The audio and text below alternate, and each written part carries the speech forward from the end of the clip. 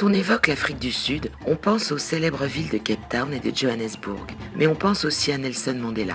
Élu en 1994, il fut le premier président noir d'Afrique du Sud, aujourd'hui connu dans le monde entier pour avoir lutté contre l'apartheid.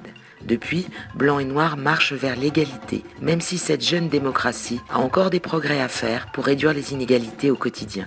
Dans cette émission, nous vous proposons de passer en revue les mises en garde nécessaires pour vous installer en Afrique du Sud.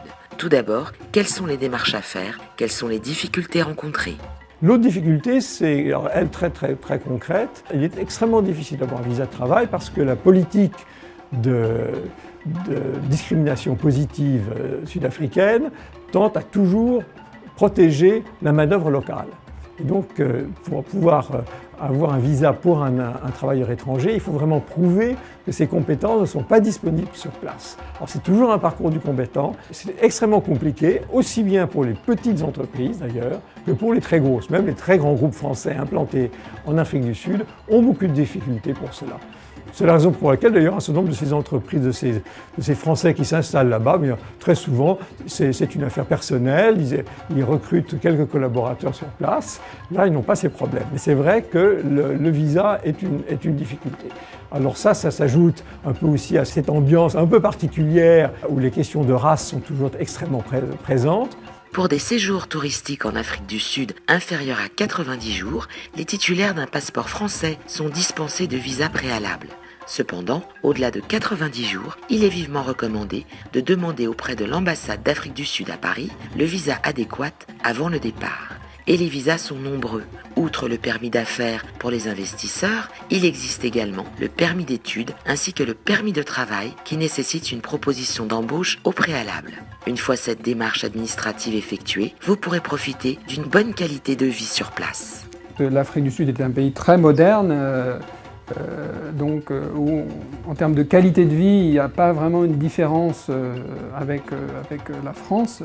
Ça, c'est vraiment une idée à chasser. C'est un pays très moderne dans un continent qui est à fort potentiel puisque d'ici 2050, la population va doubler. Le marché, la dynamique de marché est là. Pour l'instant, 1 personne sur 6 est africaine dans le monde. En 2050, 1 personne sur 4 sera africaine. Donc on voit que la dynamique est vraiment sur ce continent.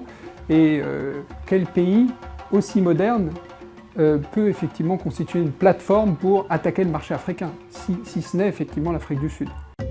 En plus de la modernité et du dynamisme du pays, de la combinaison soleil, montagne et mer, la vie au quotidien est moins chère qu'en France. Vous trouverez des restaurants ou des hôtels 2 à 3 fois moins chers que dans l'Hexagone. Attention cependant, les prestations d'abonnement sont plus onéreuses, comme la téléphonie ou bien la sécurité. Et la sécurité n'est pas un thème à négliger dans votre vie au quotidien. L'Afrique du Sud a un problème aussi important de sécurité permanente, où tout est cloisonné, tout est ultra sécurisé, où des groupes armés doivent protéger chaque mètre carré d'une province.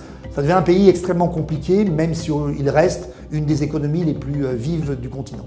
Le mot d'ordre est de rester vigilant. Voici quelques recommandations à suivre. Si vous respectez les règles qu'on vous indique à l'ambassade quand on arrive, ou les gens qui vous accueillent vous expliquent ce qu'il faut faire, ne pas sortir le soir seul, éviter effectivement de marcher à certains moments de la soirée, notamment quand on est une femme.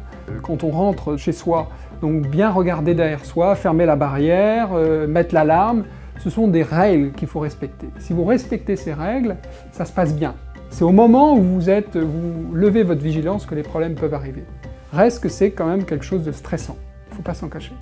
Certains quartiers de Hillbrow, Berea, Alexandra et Yeoville à Johannesburg demandent une certaine prudence. Le vieux centre-ville est à éviter la nuit ou le week-end.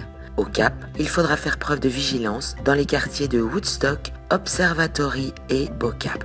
La sécurité sera moins un sujet de préoccupation si vous vous installez dans la capitale administrative à Pretoria, car la ville est plutôt calme. Vous l'aurez compris, une fois que vous respecterez les règles de base de sécurité et que vous aurez effectué les formalités de visa, vous pourrez profiter des paysages magnifiques de l'Afrique du Sud.